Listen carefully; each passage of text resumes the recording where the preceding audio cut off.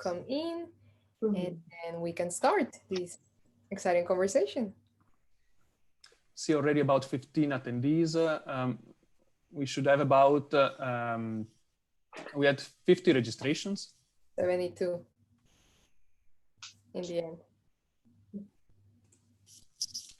Okay.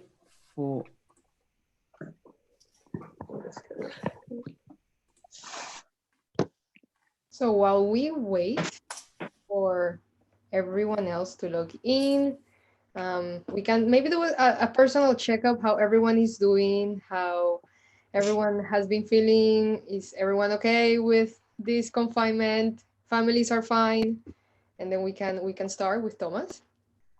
Yeah, thank you for the invitation. Well, I remember the last day in the office in the European Parliament. For me personally, it was the 12th of March, and everything was so quick. So it was hard to realize what was going on.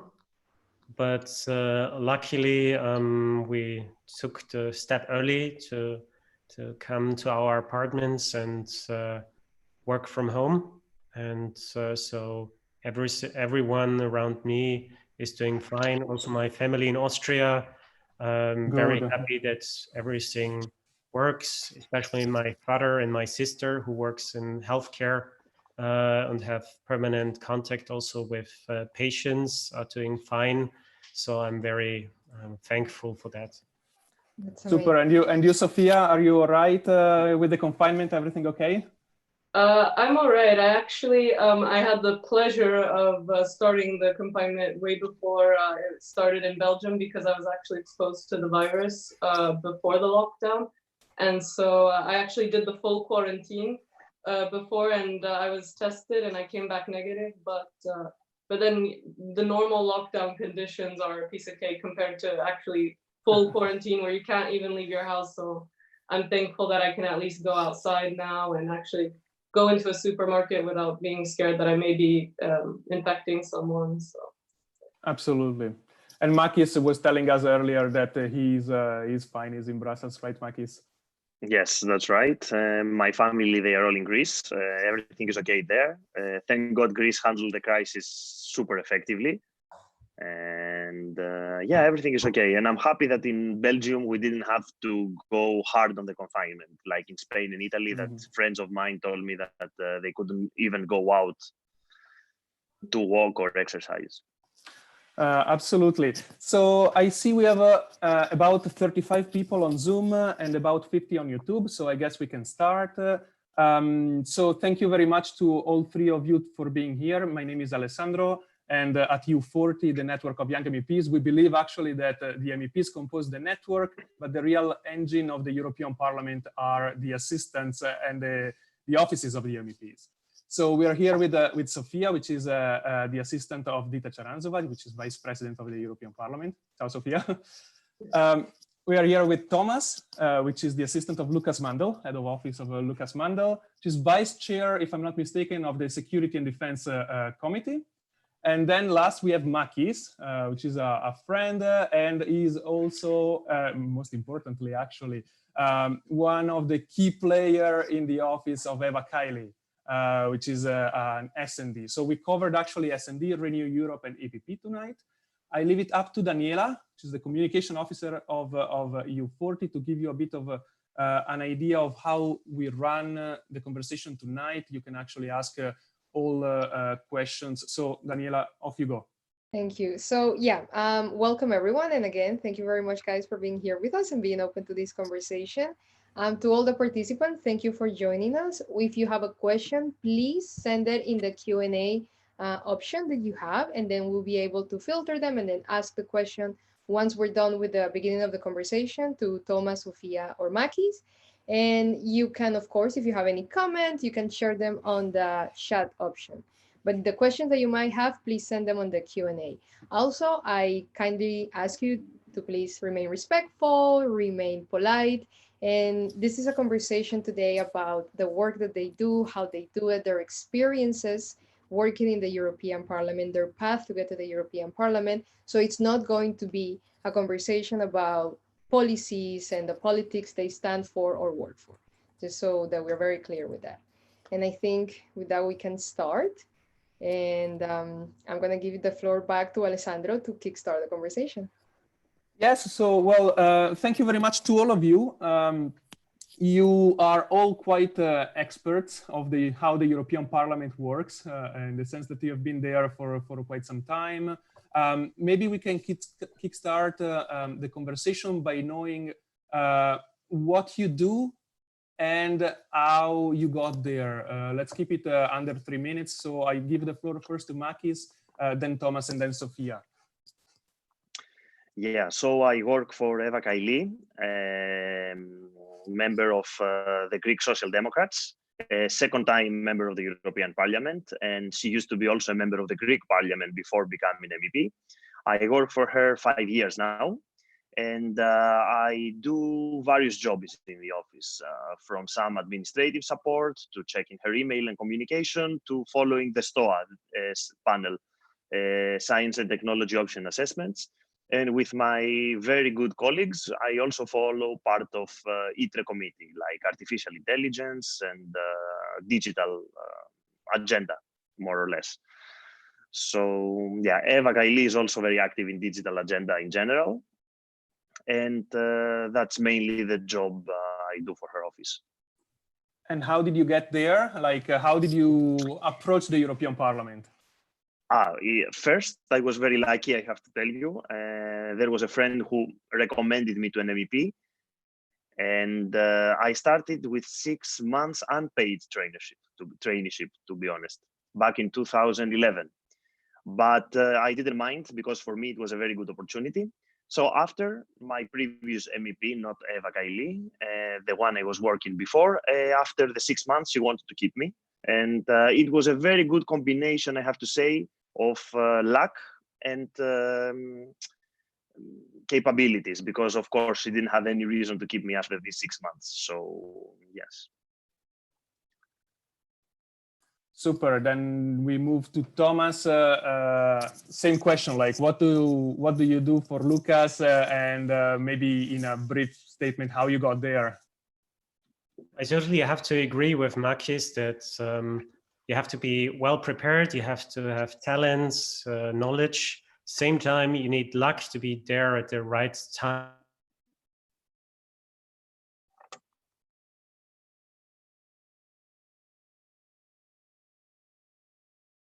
I think it froze, or is it just me? At this time, I actually asked one of the MEPs from my country, from Austria, back in 2012, to have this interview. I did an internship for him, and that was Paul Rübig. And we actually had a very good discussion. And he told me at the end of this interview that there was a former colleague who wanted to go back to Austria, and whether I was interested in working in Brussels in the European Parliament. And I thought some time, and then I actually agreed and started for Paul Rübig. I worked for him until the last election, and as he retired, I actually had the opportunity to change to Lukas Mandl, who is a young member, so also a member of Human Network, EU40. And it's quite interesting. You do several jobs. Partly you follow the committees, so you do content work, but also administrative support. You have to take care of contracts about budget. You have to support the media work of the MEPs. So every day is different. Every day you have new duties to fulfill, and it's never boring, I would say. Never a boring day. I think a job in the European Parliament is very dynamic indeed. And that takes me to Sophia. Thank you, Thomas. That takes me to Sophia. How about you, Sophia? How did you get to the office of DITA, and what are your responsibilities? Hey, so I've always worked with Dita Harantsova since I started in September 2014.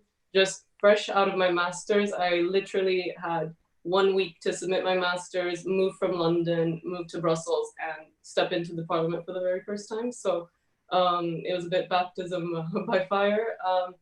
And I've been there ever since. And my main responsibilities are in the Committee of International Trade. So I follow that committee. But I do have a file here and there in the Internal Market and Consumer Protection Committee to help my colleagues when he's overloaded. And I follow all the time anything to do with artificial intelligence there, which is exciting too. Then one of my main responsibilities is I do a lot on Latin America.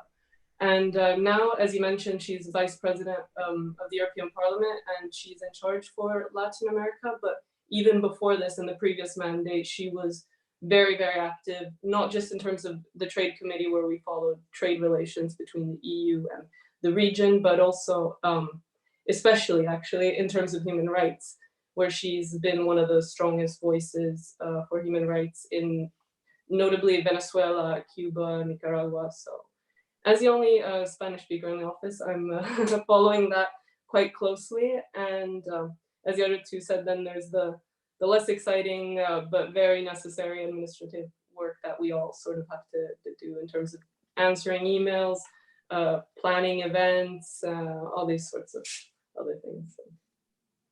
Yeah, I actually find it very, very interesting that you are non-Czech in an MEP, which is actually of Czech nationality. So as a follow-up question, I would wonder, is it necessary for an assistant to speak the language of the MEP, or is it something that it's not really? Because I know Makis, for example, is Greek, and Thomas is Austrian, so they obviously speak the language of their own MEPs. So for you, Sophia, how does this play out? Well, one of the only sentences I can say in Czech is omlouvám se, nemluvím česky, and that means sorry, I don't speak Czech. And I've been here for almost 6 years, so to answer the question, no, it isn't necessary to speak Czech. Actually, the Czech delegation in Renew Europe and previously ALDE, they've always been quite international. So I work with an American colleague, and then within the delegation, we have Irish, Italians, and none of these speak Czech. It is, of course, I mean, for parliamentary work, I mean, we're working most of the time in English, sometimes French, and in my case, Spanish. But to do the actual parliament work, you don't need to actually speak the language.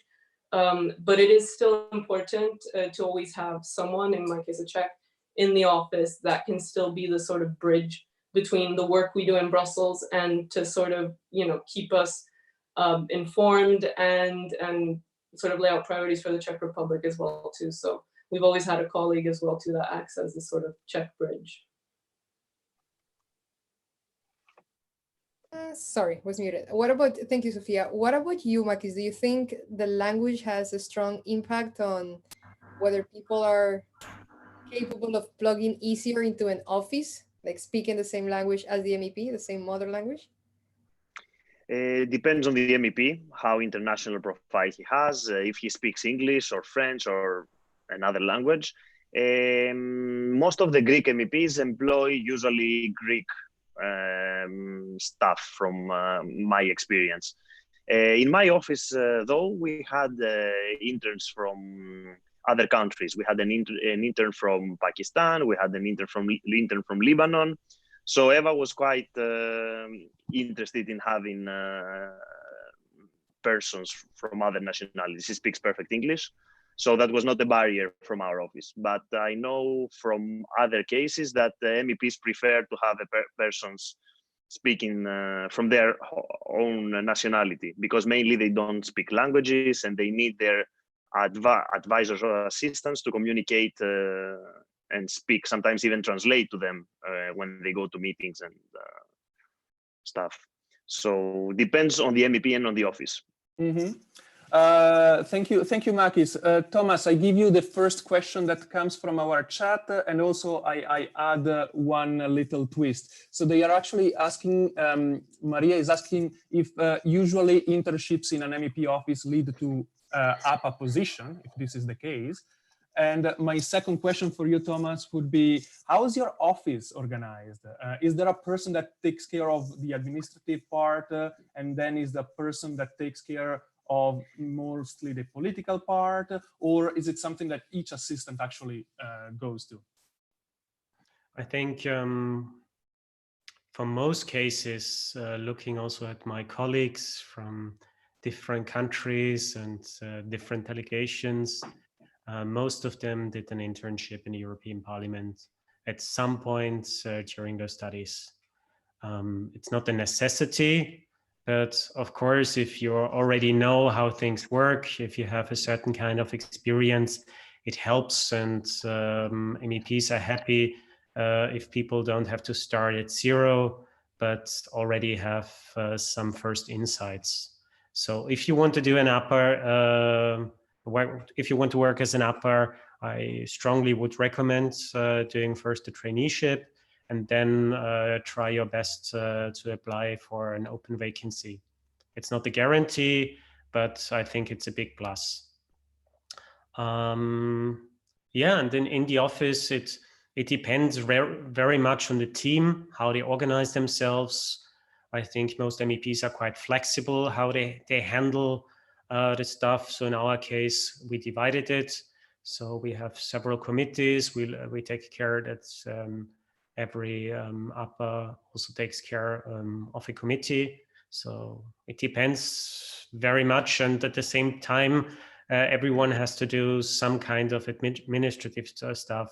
The ones taking care more about visitor groups, the others are more have to be responsible for contracts and budgets. Then there are a lot of people from the constituency who write emails on certain issues, asking questions to MEPs. They want feedback and explanations. So someone has to take care about answering these emails.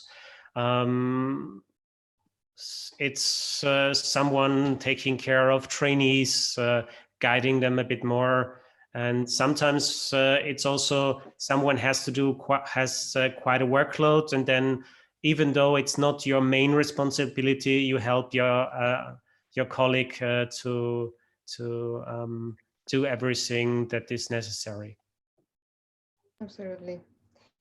Just I see that there's a question: do usually internships in an MEP office lead to an APA job? And I'm going to answer it. And if anyone wants to take the floor on it, please do let me know. And I would say it depends. As Makis, Thomas, and Sophia have said, if you have skills, if you have talents, and if there's space, if there's an opening, it's very likely that you can then become an APA.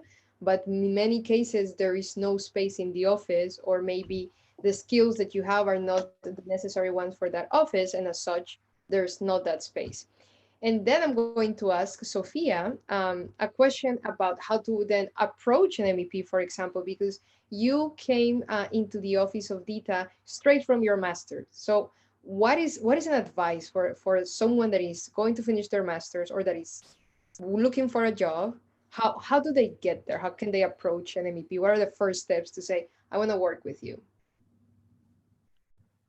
Well, in my case, I'm first going to reiterate again, it's a lot about luck. And I actually met my boss before she was ever a politician. So she was doing sort of consultancy work for the city of Strasbourg while I was doing an internship there 2 years before I started working. So it was actually quite funny because she had worked in the Brussels bubble before. And I remember asking her during this internship, oh, do you have any advice? I'm really interested in EU work and all. And not knowing that neither of us knew where she would end up or where we'd end up.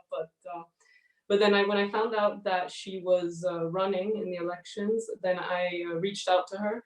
And yeah, then she offered me the internship position. But so in my case, it was luck and the timing that it coincided exactly with the end of my master's. And I think it's always easier in the beginning because then you have a lot of reshuffling of offices happening, but that's not to say that doesn't happen during. I mean, there's a constant turnover in general in the parliament. So tips for approaching MEPs, especially if you're a master's student, then I highly encourage. I mean, I know in my case, I definitely was sick of internships and I just wanted to get an actual like position, but for the parliament, it's definitely better if you're coming out just fresh as a student and you don't have that much prior experience or knowledge of the parliament to just to accept an internship, and then you have your foot in the door. So even if there's not a possibility to continue with that MEP, you already have a lot of people to network with. And for people who don't have this option for an internship, I just say again, it's so important in Brussels to network with people, because a lot of the times you don't they won't put out the position beforehand. People will tell you, oh, this so and so is leaving this office, and so it's important to just to talk to people and to let them know that you're interested in working in the parliament. So. Yeah, and also what I would add is actually, correct me if I'm wrong, but many MEPs are also very easily approachable, like an email. I mean, all three of your MEPs are wonderful people. You can actually go, even if you disagree with them, you can actually tell them politely, and they will always stop to answer. So this is also something quite nice. Makis, I have a very interesting question for you, which I have two. One came in the Q&A. They are asking, what can a person after an internship in an MEP office expect as a salary? So this is really, really technical. And then I ask you also a second question straight away. What was the funniest anecdote after almost 10 years as an assistant in the parliament? Did anything crazy or funny happen in your career? And then the same question will go around. Okay. In terms of salary, generally, it's the MEP's discretion to give you the grade they feel you deserve, or according to your to what you're gonna do. There are 19 grades, and the MEP can decide prefixed, like with salary scale. And the MEP can decide according to what you will do. In some offices, if they have distinctive and administrative assistant, for example, that will do just administrative work and nothing else, maybe around 5 or 6 or 7 grade. If you do only policy work and follow committees and stuff like that, you might be higher. Or I know some MEPs that were ministers before, and they wanted a very, very specialized person who was working in the diplomatic field, and yeah, they got their highest grade, 19. So your salary can range from, for example, 2,000 euros per month to 7,800 euros per month. So it only depends on your MEP. There is no other, and the agreement you will have with your MEP in the contract. So that's it, more or less. Regarding funny moments, there are many funny moments. The funniest I can think is, well, when you are an assistant and you follow everything, you have to be careful not to do any mistakes, and inevitably some mistakes can happen. So a funny moment I can remember is once that I forgot a flight of Eva, like in 2015. And she went to the airport and she didn't have a flight. It was a huge mistake of mine. And I thought, okay, she's never gonna talk to me again. But then she was really calm, funny. She said that she was very tired, and then, okay, she was all good about it. But then I was feeling like really bad, and you know, that's a funny moment. But the next time she came to Brussels, she was very happy, and you know, she forgot about it immediately. Those things happen. I think that sort of things, when you deal so much with someone, can easily happen. Especially, I'm a very forgetful person, so I need to have to-do list of everything. Otherwise, things just slip my mind. How about you, Thomas? And what's a funny experience so far for you in the parliament that you say, well, that was a day? Well, you have many funny moments. You meet people from everywhere. I think in almost all circumstances, there are some jokes going around, and you really enjoy the work there. So it didn't happen to me personally, but what Makis said, I remember from my former boss that he told me, well, they booked the flight, they didn't forget about it, but actually they sent me to the wrong island, and then I just found out because the name of the city was just the same. So there was a meeting going on this one island, and he was on the wrong island. And there was not immediately a flight back, so he had to stay 2-3 days there. And but he also remained calm and well, made the best out of it. It can happen, but yeah. Well, you have very, very nice MEPs. I've heard some stories which didn't end so nicely. Sophia, tell us your story. I am actually interested in all these anecdotes. They're very funny.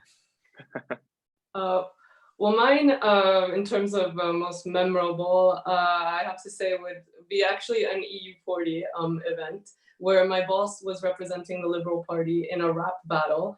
And I was very honored that she asked me to help in composing a rap song. I think we were only supposed to give 2 rhyming lines, and I just belted out an entire song for her.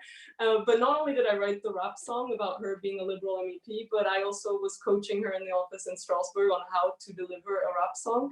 And I mean, I don't think from that experience that she listens to a lot of rap, so I really had to coach her through where to put the emphasis and everything. So that was one of the stranger things I've had to do, and also really fun. And I'd definitely be up for more rap battles. Actually, they are writing on the chat another one, which I think it's really funny, which is like the best moment when with my MEP, having a conversation for like 10-15 minutes, this MEP, with a commissioner. And then at the end, coming to the assistant and asking, he's nice, who is he? Which is actually very funny, a funny thing to break the ice, let's say. So I would ask Makis, how does like a normal day for you, how does it look like? And they are asking also in the chat, what was the longest hours that you ever worked? A day for me will start in the morning. I will be in the office around 8:30 to 9. Depends if we have a very early meeting, I will be a bit earlier. It always starts with a coffee, a good chat with your colleagues. If there is something urgent, if something they have caught in their eye or phone that we have missed or anything. And then we will check the emails for sure for replies. And then we will start the work of the day. Eva would come, and then we would go to the committees. We would have various meetings during the day, either with stakeholders or with other MEPs or with commissioners, depends. And then also some media, if we had some interviews.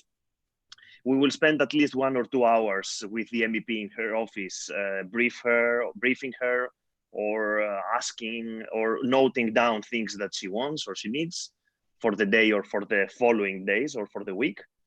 And we will usually plan with her the following week or the next weeks or the month, something like that. A usual working day would finish around 6:37. The longest I have been in the office depends.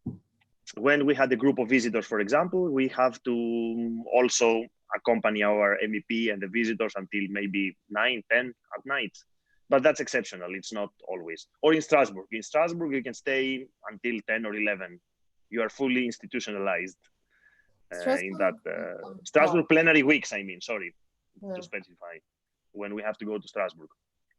So, but usually a normal day would finish around 6, 6:30, 7, between 6 and 7. That's true. Usually Strasbourg weeks are really, really hectic. The few times that Alessandro and I have to travel to Strasbourg because we have meetings with MEPs or events in Strasbourg, I'm always impressed with you going every month to Strasbourg because that whole week is very intense. Just work. But just to add that in many offices, there is a rotation, which is quite good. So not all APAs go every month. I know offices that one APA goes every month because the other APAs are either have children and they cannot go and they have this arrangement. And there are some APAs who like it actually to go.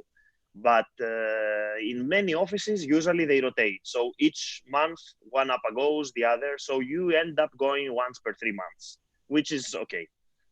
Yeah, that's more sustainable that way. That's more sustainable, yes. How about you, Sofia? What is a day like in the office of DITA for you? It depends a lot on the weeks, whether we have a committee week, whether we have a group week, or whether it's a green week. But usually just a normal day, I guess I come in for 9 o'clock. Yeah, have coffee, just catch up with the news in general, and read emails. We have to constantly be checking those, and yeah, again, it depends on what kind of meetings we have. When my boss isn't in town, then it's a bit more easygoing. But when she is, then we of course have to prepare her notes for the week, make sure everything's in her folder correctly, and that everything's set up. Yeah, then depending on the agenda, we have meetings and or committee meetings, group meetings, name it, and yeah, it's around the same working hours. I'd say around like 6, 7. But in Strasbourg, it definitely gets a lot later than that, unfortunately. But it's all part of the fun, and we also do a sort of rotation. But actually, it's not like, oh, you do this month, you do that month. We do it on a basis of what files are and if there's a reason for us to go. So I might sometimes go like 3 months in a row if there's a reason for me to be there, and then other times then not go for several months on end. So yeah. I think it makes more sense that way, because then at least, you know, it's not me having to explain to my colleague what he's supposed to say in the meetings instead of me. So. No, I definitely can relate, Sophia. Thomas, let's tackle one of the big elephants in the room, lobbyists.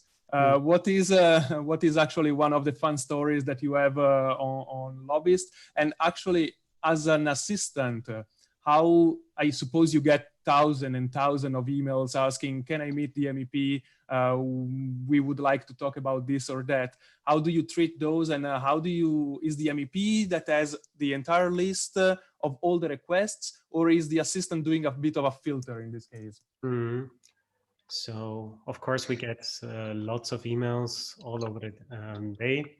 So many interest groups, they just write an email saying, well, we want to inform you about our position. Please see in the attachment that that would be our suggestion, our idea, and it would be great if you can consider it. Some of them also want to have a meeting, and of course, you have to screen which of the stakeholders are relevant in terms of the committees the MEP is in, whether they have an important point for your constituents. So they are maybe from your country. And so there are various factors who play together. And I think one important thing is, what is a lobbyist? The lobbyist can be quite a lot. So it's not necessarily some big company, what you would assume from some TV series. It can be an NGO, it can be a think tank, it can be someone, a university professor, so academia. So it can be quite a lot. So, and I think the most important is there a file right now that where your MEP has a certain kind of a responsibility, and if this fits together, then at some point you can think about arranging a meeting where the MEP and this person representing the stakeholder have an exchange. You would meet maybe for half an hour, let's say an ambassador or a director of an NGO, and then if there is some open questions, of course, it's never excluded to have a follow-up meeting. And in many cases, I think it's also that the MEP is invited for a discussion with several stakeholders, where there's a wider public listening to them. And I think that is also quite interesting for the MEP, just to have a reflection of different ideas in a certain field, and to see different pros and cons, and that there is also an added value for the MEP, because you can have hours of talks, and there are no new elements for the MEP, so it's a wasted time. And at the same time, you can have a very short conversation, but it's to the point, it's fresh ideas, and it gives the MEP some insights that he, or in other cases she, hasn't thought before. Taking into account that the term lobbyist is such an overarching term, have you had more positive experiences that add value to the office and the work that you do with lobbyists, or more negative experiences that are more like, okay, we have to stay in touch, we have to go through the whole contact, but it's not adding as much value as it could to our work? What has been your experience, Thomas, with that? Well, I think at first you will screen through the email what they are saying, and of course you need to develop a certain kind of feeling what is relevant and not. And of course, it can happen that you think something is relevant, and then during the meeting or after the meeting, you get feedback from the MEP. Well, nice person, but please in the future, it was not. You will find out that it was not relevant, and then at the next time, maybe not the MEP's meeting, but we only will collect the position paper, or maybe the assistant will have a phone call. And yeah, it depends a bit on your experience, whether you can distinguish between someone who can bring added value and not. Of course, it's also sometimes learning by mistake. So at the beginning, you actually think, wow, let's meet this person. Yeah, it sounds interesting. And but over the years, you know who is more relevant and who is less relevant, I would say. Yes, I understand. Thank you, Thomas. They actually responded a very nice and comprehensive answer. So thank you for the answer. Same question to Sophia with a little twist. So lobbyist, what is your experience? And the little twist is, did you see any real big change from when Dita was not vice president to when she actually became vice president, in the amount of workload and the amount of people that actually want to talk to her and to you? With lobbyists, experiences with them. I mean, my boyfriend's a lobbyist, so I think they're lovely. Fortunately, he doesn't work on the same files as me, so there's no conflict of interest. Yeah, they're very important to our work to understand different positions and also to bring more technical expertise on files where we don't know as much as they do, the experts. So it's not always this sort of like bad stigma that they sometimes have around them. So, in terms of us, I mean, yeah, we have a system in our office also because she just gets overloaded.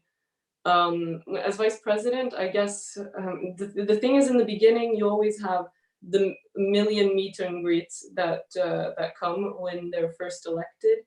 And this time around, because I remember I was the one as the intern back in 2014, writing down all the meeting requests, and my boss was new, so she thought she had to meet with absolutely everyone, and then she realized that she didn't. So we have a sort of system now in our office where my colleague, she compiles a list, and then we all look at it, each of the assistants, and we say whether we think it's relevant or not when it has to do with our topic, or if it should be at our level instead, if we've met with them before.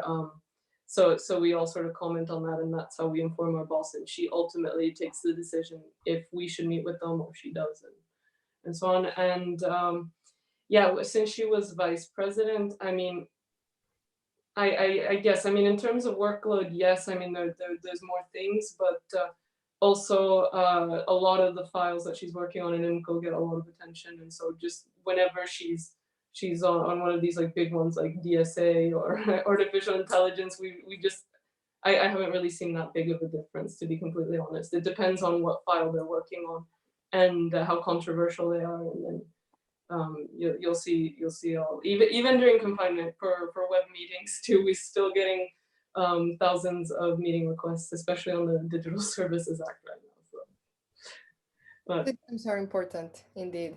Mhm. Which takes me to Makis. Now that we are under this confinement and under this lockdown due to the COVID outbreak, all of our lives have changed, right? The working structures have changed. How we interact with people has changed because we need to keep our distances.